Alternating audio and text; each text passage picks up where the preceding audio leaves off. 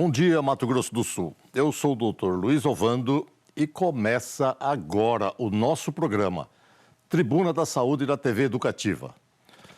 Para falar sobre violência obstétrica, aliás, um tema extremamente em voga, mas muito pouco conhecido.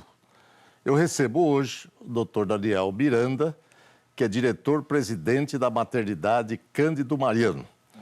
Doutor Daniel, seja muito bem-vindo. Eu quero aqui aproveitar a oportunidade e apresentá-lo de uma forma mais ampla, abrangente e consistente. Doutor Daniel Miranda é formado em Medicina pela Universidade para Desenvolvimento do Estado e da Região do Pantanal, conhecida Uniderp, em 2008. Ele fez residência em Ginecologia e Obstetrícia na Santa Casa de Campo Grande, a BCG, em 2011, quando termina. Ele tem o título de especialista em ginecologia, obstetrícia e endoscopia ginecológica pela Federação Brasileira das Sociedades de Ginecologia e Obstetrícia, que é a FEBRASGO, Associação Médica Brasileira. Ele é ex-chefe dos médicos residentes da Santa Casa de Campo Grande e ex-membro da diretoria do Sindicato dos Médicos de Mato Grosso do Sul. Dr. Daniel ainda é ex-diretor técnico da maternidade Cândido Mariano, é médico plantonista da maternidade Cândido Mariano e médico concursado pela Prefeitura Municipal de Campo Grande. Ele é o atual diretor-presidente da maternidade Cândido Mariano. Como vocês podem ver, embora bastante jovem, 15 anos apenas de graduação, e o doutor Daniel já tem um currículo extenso de atuação e participação. Por isso, eu o convidei para vir conversar conosco hoje sobre um tema muito importante, que é essa questão da violência obstétrica. A violência obstétrica é um termo que começa em 2010. E, infelizmente, esse termo tem sido ideologizado, ou seja, o povo da esquerda pega o tema e começa a intrometer em questões técnicas, deturpando os reais conceitos do que verdadeiramente significa violência obstétrica. E, claro, para falar sobre isso, o doutor Daniel tem experiência, é obstetra, lida com isso todo dia e nós vamos conversar para esclarecer realmente as dúvidas que até aqui têm surgido no horizonte. Doutor Daniel, muito obrigado por atender o nosso convite, né? E é uma satisfação, depois de muito tempo, revê-lo nessas posições de destaque atuando na nossa classe. Obrigado, Dr. Luiz. Eu quem agradeço o convite para falar sobre um tema que faz parte do meu dia a dia e da instituição da qual eu presido. E é um tema realmente que atualmente está em foco. Nós participamos já de várias reuniões a respeito do tema. Nós entendemos também que, além das questões técnicas, que faz parte do nosso papel exercer, atuar, também existem algumas questões ideológicas que envolvem o tema. Muito bem. Revendo a literatura, tem muito pouco, né? Os países de língua anglo-saxônica, ou seja, o hemisfério norte, eles não gostam muito de falar do tema. A gente percebe isso. Até porque tem questões que eles chamam de epistemológica, ou seja, da origem, né, da palavra em si. E quando você coloca para o lado da América Latina, existe assim um certo apelo, né? E nós temos visto muito isso lá na Câmara Federal. Eu sou o terceiro vice-presidente de uma subcomissão de violência obstétrica, que tem como presidente a deputada Soraya Santos. E, de uma maneira geral, as mulheres tomaram conta, né? Claro que elas têm que defender exatamente isso e com razão. Porque há, na verdade, desde a época que eu fazia o curso de medicina, uma série de observações impróprias na sala de parto, enfim. E criou-se essa situação e está se politizando muito a questão da violência obstétrica. O que o senhor tem sentido, o que o senhor entende para explicar para o nosso telespectador sobre violência obstétrica, doutor Daniel? Certo. Bom, para alguns pacientes que já me conhecem, para alguns colegas e para algumas entidades da qual a gente já participou de alguns debates, algumas rodas sobre o tema, eu não gosto de falar sobre violência obstétrica, né? Eu também acho que o termo em si, ele é pejorativo para as equipes envolvidas na assistência obstétrica. Os enfermeiros, as enfermeiras obstetras, as técnicas de enfermagem, os médicos, os anestesistas, os pediatras, toda a equipe de saúde que envolve a assistência obstétrica, eu acredito que esse termo pejoratiza essas pessoas, né? Então, eu gosto, toda vez que me convidam para falar sobre violência obstétrica, eu falo, não, eu vou falar sobre boas práticas em obstetrícia, não vou falar sobre violência obstétrica. E o que são as boas práticas em obstetrícia? O senhor foi meu professor, sabe muito bem que nos primórdios da nossa formação, a gente aprende que as ciências da saúde, elas são ciências de verdades transitórias. E durante toda a nossa formação em obstetrícia, a gente aprendeu que a assistência em obstetrícia ela evoluiu, principalmente desde 2007, né? Os primeiros projetos de diretrizes que foram chefiados pela própria Federação Brasileira das Sociedades de Ginecologia e Obstetrícia, o Ministério de Saúde à época, eles já previam melhoras na assistência obstétrica. E o que era isso? Era a gente trabalhar com evidências científicas, né? Dentro da assistência, do cuidado obstétrico, do cuidado mais humano obstétrico, a gente previa trabalhar com evidências científicas. Eu costumo falar para os meus acadêmicos, a maternidade Cândido Mariano ela é uma entidade formadora de profissionais.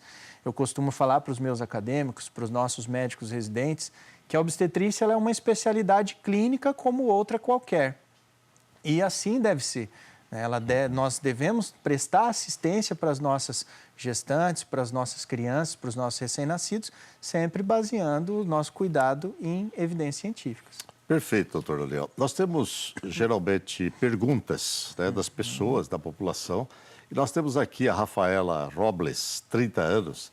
Ela é técnica de enfermagem. Ela vai fazer uma pergunta para que a gente esclareça. Olá, doutor Luiz, meu nome é Rafaela. O atendimento da mulher grávida no hospital de saúde, não por um profissional, é uma violência obstétrica? Rafaela, eu costumo sempre dizer, e aqui, de uma maneira geral, nós estamos levando a nossa população, doutor Daniel, a acreditar que o médico tem que ser especialista. Quando você dispõe do especialista, é importante que você lance mão do especialista, mas já de uma maneira direcionada, ou seja, ele passa pelo clínico. Existe uma lei, essa lei eu gosto dela, ela nunca sai da minha cabeça, Lei 3268 de 1958. É a lei da autonomia médica, né? O médico ele é responsável pelas suas ações e vai responder juridicamente. Então, se chegar alguém, por exemplo, com uma doença ou com uma manifestação obstétrica, né? Ou mesmo ginecológica, num determinado posto, e não tendo especialista, o médico que está ali, ele tem a formação necessária para atender e resolver, e, em princípio, aquele caso, até que, sendo um caso mais complexo, possa dar tempo, mas evitar a ameaça. Por exemplo, um sangramento, um parto que está acontecendo, né? Não dá para falar, chama aí o obstetra, vamos... Não. Quem está ali, até o corpo de bombeiro faz, o transeunte faz. Enfim, eu já tive experiência de ser chamado para atender uma parturiente dando a luz da rua. Né? Vai fazer o quê? Não, para aí, não pode. Não, não tem jeito. Você tem, a pessoa que estava ali atendeu e resolveu o problema. Gostaria de comentar sobre isso, doutor Daniel, aquela pergunta? O senhor tem razão, doutor Luiz, né? Dentro da formação do médico generalista, a disciplina de obstetrícia se faz presente. Então, ele deve ter uma formação mínima para prestar cuidados de uma gestação de baixo risco, né? Então, todo clínico deve ter essa formação bem definida. E vários outros profissionais também estão habilitados para fazer esse cuidado. E esse cuidado ele deve ser realizado de forma humanizada, né? Atenta aos sinais de risco. Os profissionais que estão nos postos de saúde, eles também são habilitados para prestar esse primeiro atendimento. E se for detectada uma situação de maior risco e tudo mais, eles devem ter a condição de estabilizar aquele paciente até chegar a um serviço especializado. Eu fiz questão de fazer esse comentário, doutor Daniel. A Rafaela, ela coloca de uma forma bastante oportuna, porque, por exemplo, você está lá, teoricamente, num centro obstétrico, né? Você deveria ter ali obstetra. Sim. Né? E ela pergunta, isso é violência obstétrica? Rafaela, conceitualmente é violência obstétrica. Porque o que acontece? Se você criou um centro com a finalidade de atender obstetrícia, tem que ter o obstetra ali. É claro que isso não vai impedir de uma senhora parturiente chegar dando à luz e falar, espera aí que não tem, vai chegar. Não, não vai acontecer, quem está ali vai ter que resolver. Mas o que a gente percebe? Que quando a gente fala também, né, na questão da violência obstétrica, doutor Daniel, a gente, como o senhor bem disse sobre a equipe, a gente se esquece da instituição, né? Aquela condição onde não há privacidade, onde os lençóis não estão limpos, o banheiro está sujo, o nome da paciente está pregado lá, falando o que tem, enfim, tem uma série de coisas. O senhor tem visto isso? Não? Sim, nós vivemos isso no passado e agora é um cuidado que a gente tem visto nas instituições, que elas estão crescendo. Esses pequenos cuidados que são importantes, eles estão melhorando. As instituições estão trabalhando para que isso aconteça. Né? Vejo não só na Maternidade Cândido Mariano, mas na Santa Casa de Campo Grande, no Hospital Regional, no Hospital Universitário, que esses pequenos cuidados estão evoluindo. É claro, todas as instituições, inclusive a maternidade, tem muito para evoluir ainda, para aprender, né, nesse sentido, mas, eventualmente, uma coisa que pode acontecer e a gente tem que ficar atento. Sem dúvida que essa é uma questão, né, em que a gente se esquece da instituição, né? Mas, de uma maneira geral, o município, o Estado e mesmo a União, eles passam a ser responsabilizados, se você for mais a fundo na questão do direito, principalmente quando, de uma maneira geral, não se providencia aquilo que deveria ser providenciado. Sim. Aquela senhora precisa ser transferida. Não tem ambulância, vai esperar. Quer dizer, isso é uma violência obstétrica. Sim. Se a pessoa está precisando de um atendimento adequado e você não tem ambulância. E vários outros desdobramentos, né?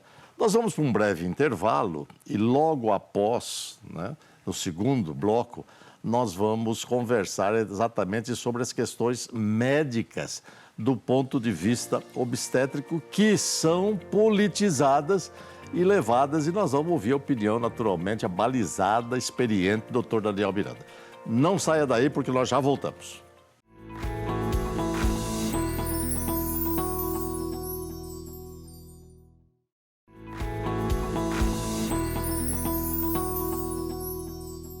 Voltamos a apresentar o Tribuna da Saúde aqui na TV Educativa de Mato Grosso do Sul.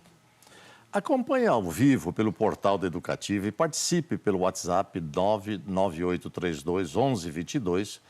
E o nosso convidado de hoje é o Dr. Daniel Miranda, que é médico obstetra e diretor-presidente da Maternidade Cândido Mariano. Doutor Daniel, nós falávamos no bloco anterior sobre as questões institucionais que geram violência. E o senhor concordou que, de uma maneira geral, né, o tema tem sido muito ideologizado, muita ideologia, aquela questão do socialismo, enfim, e tal, né?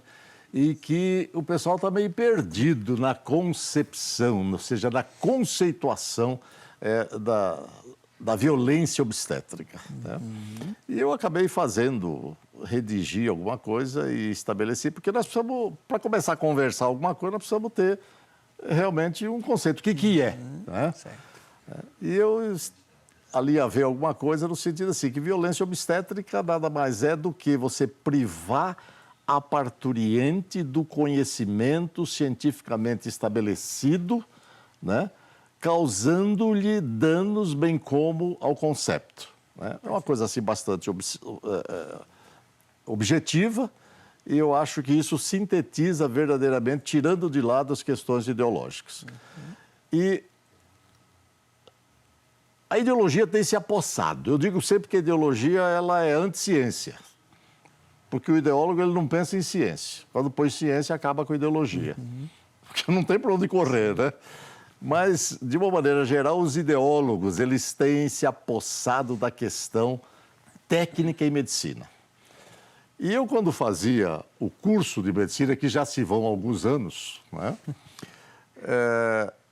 a gente tinha algumas manobras, né? Por exemplo, eu nunca me esqueço da chamada manobra de Christeller, que era do fórceps, né? E eu fiz algumas vezes fórceps, aprendendo com os meus professores, mas depois você acaba não sendo especialista, deixa de lado. E também a questão da episiotomia, né? E que isso aí é falado aos quatro ventos, que episiotomia é violência obstétrica. O que o senhor tem para falar sobre isso? Bom, boa pergunta, Dr. Luiz. De fato, né, nós hoje trabalhamos, os profissionais de saúde em geral, não só os médicos, obstetras, pediatras, como toda a nossa equipe de enfermagem, tem trabalhado com evidência científica, precisa trabalhar com evidência científica. E as manobras descritas na literatura, elas não foram inventadas com o intuito de prejudicar o paciente, nunca. Em nenhum momento, não só a manobra de Christeller, como a realização da episiotomia, foram procedimentos obstétricos inventados no intuito de tentar proteger a paciente. É claro que com a evolução das análises de evidência científica, a gente acreditava, né, no início dos anos 2000 ainda, acreditava-se que havia muitos benefícios na realização da episiotomia ou na realização da manobra de Christeller. Hoje a gente já sabe que são situações extremamente seletivas que a gente deve lançar a mão desses procedimentos. Hoje a manobra de Christeller ela já se mostra como proscrita, uma manobra que a gente praticamente não tem realizado. Já a episiotomia, o índice, por exemplo, na maternidade Cândido Mariano, ela é menor do que 10% dos partos em mamães de primeira viagem, nas primíparas. Então, hoje a gente realiza episiotomia em menos de 10% dos casos, que são naquelas situações em que as pacientes muito provavelmente vão sofrer lacerações de 3º grau, de 4º grau, bebês muito grandes, e que a gente acaba protegendo essa paciente. Então, as manobras dentro da obstetrícia, a própria cesariana, quando ela é bem indicada, no momento adequado, elas salvam vidas, elas protegem pacientes, mas a evidência científica vem para isso, para nos indicar o momento adequado de realizar. Perfeito, doutor Leandro. Nós temos mais uma pergunta da nossa telespectadora Ellen Santos, 19 anos, ela é do lar. Doutor Luiz, meu nome é Ellen, eu queria saber, apesar de eu ter filha, se pode ser considerado quando o doutor não atende uma gestante no posto de saúde, simplesmente porque ele não quer atender, se pode ser considerada uma violência obstétrica.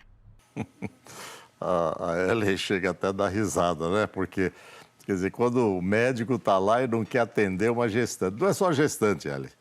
Isso aí é um caso de processo administrativo e ético, inclusive, aí no posto de saúde. Se o médico está lá para atender e ele não quer atender, tem alguma coisa errada, ele não está no lugar certo, né? Então, na verdade, além de ser um delito, vamos dizer, ético, profissional, também passa a ser um delito do ponto de vista médico, conceitual, porque ele está ali exatamente para atender. Doutor Daniel, o senhor tem visto esse tipo de questão? Não? Infelizmente, alguns colegas se negam, não gostam de atender gestantes ou não sei por qual motivo, não atendem. Mas aí tem outro médico que pode atender. Sim, outro médico pode atender e se aquele médico for o exclusivo daquele ambiente, de fato é uma omissão de socorro, ele não pode deixar de atender uma gestante, principalmente em situação grave, né? Isso não pode acontecer de nenhuma forma. Nós temos visto, assim, com relativa frequência, né, a questão que a gente comentou sobre a ideologização das questões.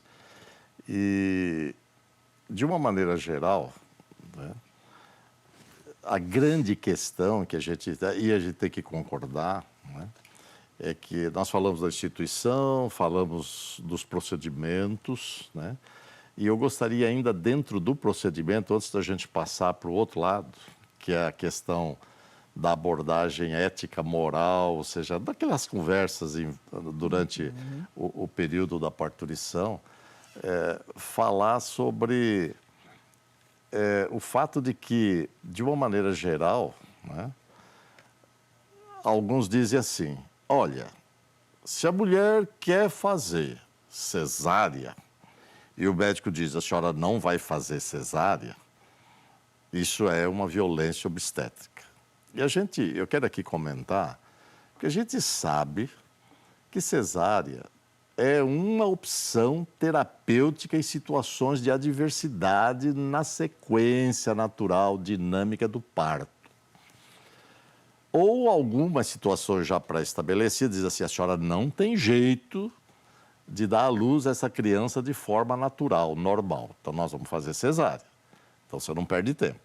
Mas o que aconteceu? De uma maneira geral, as pessoas, as mulheres, né, elas dizem assim, eu quero fazer cesárea. Aí o médico diz, não, a senhora não vai fazer cesárea. Se nós formos ver isso aí, na estatística do SUS, você sabe muito bem disso, Daniel, né, tem lá 80% dos casos particulares e 40 e pouco dos casos que são públicos, né, ou seja, o SUS. Né? E a gente sabe das complicações. Quer dizer, o que acontece com aquelas mulheres que se submetem à cesariana? Isso é violência obstétrica quando o médico instrui. E aí uma outra pergunta. A parturiente tem condição de decidir sobre a terapêutica que ela gostaria de ter? Doutor, essa é uma questão muito importante. Por quê? Os gestores e os legisladores, eles precisam saber onde eles querem chegar. Nós tivemos por anos políticas de incentivo ao parto natural, de instrução às nossas pacientes dentro do pré-natal. A gente sabe que as pacientes de baixo risco, elas têm grande chance de evoluir para um parto natural, de evoluir para um parto normal. Os profissionais de saúde estão lá para distinguir quem é baixo risco, quem é alto risco, e a gente indicar a cesariana da melhor forma. É lógico, faz parte desse papo com a paciente, dessa construção desse vínculo médico-paciente, profissional de saúde-paciente, você explicar por que você está indicando um procedimento ou não. E a paciente, em geral, ela acaba concordando com o profissional quando ele indica, quando existe esse vínculo legal. Mas, de fato, a cesariana, quando ela é bem indicada, ela salva a vida do bebê, eventualmente salva a vida da mãe, né? As cesarianas eletivas, que são aquelas que acontecem por vontade da paciente, que não tem uma indicação obstétrica absoluta, né? O desejo da paciente, ela é uma indicação relativa, ela pode interferir na evolução do parto normal. Mas essa indicação relativa, ela, claro, aumenta a morbimortalidade da cesariana. A cesariana, quando muito bem indicada, ela tem baixa morbidade, baixa mortalidade. Então, é isso que tem que ficar bem claro na cabeça da paciente que a gente assiste, que nós todos os profissionais de saúde assistimos. Só que quando o gestor, o legislador, ele chega e fala, olha, gestante, você tem o direito claro de escolher a sua via de parto. É claro que para nós é relevante o desejo da paciente, mas quando uma paciente, uma comunidade como a nossa, que é cesarista, historicamente cesarista, ela sente qualquer algia, qualquer dor ali no momento do trabalho de parto, ela chega na maternidade e fala, eu quero cesariana. Então, hoje existe uma lei lá que fala que a gestante ela pode escolher a via de parto. Então, nós como obstetras, e a obstetrícia é uma especialidade muito processada, que tem esse quê jurídico, o obstetra acaba fazendo a cesariana, né? Mesmo no sistema público, e acaba aumentando as taxas. Hoje as taxas de cesariana estão subindo novamente. Até porque, doutor Daniel, a gente percebe que aquela relação médico-paciente, né, ela não está sendo, vamos dizer assim, estimulada, cultivada e alimentada. Né? Porque, às vezes, o pré-natal é feito, mas não é o obstetra que será, por exemplo, o assistente por ocasião do parto. Então, na verdade, chega ali, é um outro obstetra. Né? Ele fala, não, eu quero cesárea, tá bom, vai aí porque eu não vou ter tempo de ficar acompanhando o parto, põe esse aqui, prepara e tal, e faz aquilo que tem que ser feito. né? Então, isso aí está sendo ideologizado. E, infelizmente, como você bem disse, quer dizer, quando muito bem indicado, salva vidas, reduz complicações, e a gente precisa, na verdade, entender exatamente isso. Doutor Daniel, o que é bom dura pouco. Nós chegamos ao fim, praticamente, do nosso programa, e eu quero aqui agradecer muito, né, a sua disposição em vir até aqui. Nós vamos voltar a conversar sobre isso, viu? Porque não falamos 30% das questões aí que têm surgido. E eu gostaria de deixar as palavras aí, ou seja, o tempo final para as suas considerações. Muito obrigado, doutor Luiz. Agradeço ao convite, sou eu quem agradece. Esse é um tema extremamente importante para a gente estar discutindo com as nossas pacientes, com a nossa população. De fato, essa educação é importante e o programa abriu mais uma vez espaço para a gente estar levando conhecimento para as pessoas. Muito obrigado. Siga nossas redes sociais, @Dr. Luiz Ovando, e vejo você no nosso próximo programa. Até lá.